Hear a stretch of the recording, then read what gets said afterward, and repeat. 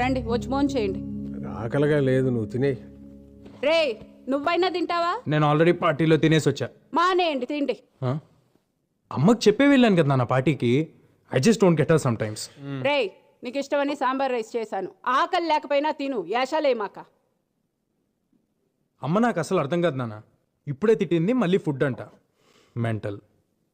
అమ్మలు అంతేరా, వెంటలే మనకు తిండి పెడతారు, మనతోనే తిట్లు తింటారు.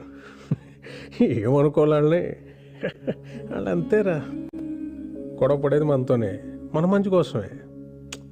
మనం దాన్ని చేదస్తాం అనుకుంటాం, వాళ్ళు దాని బాధ్యత అనుకుంటారు. కరెక్ట్. యూనో సంథింగ్, ఇంట్లో అమ్మో నాన్నో తాతయ్యో నాన్నమ్మో లేకపోతే ఇంకెవరు అడుగుతారా మన్ని తిన్నావా ఉన్నావా అని? వాళ్ళు ఉన్నప్పుడు వాళ్ళు వీళ్ళు తెలియదురా. రేపు లేరనుకో, వాళ్ళు మనతో ఉన్న ప్రతి క్షణం చాలా విలువైందిరా. Treasure it. సారీ నాన్న, ఇందాక అమ్మ సడన్ గా తిట్టేసిందని. తిడతారా, పెద్దవాళ్ళు అన్నాక తిడతారు, పడతాం. ఏమైంది?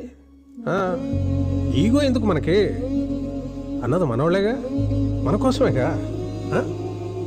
వాళ్ళు ఉన్నంత వరకే రా మన చిన్న పిల్లలు. వాళ్ళు పోతే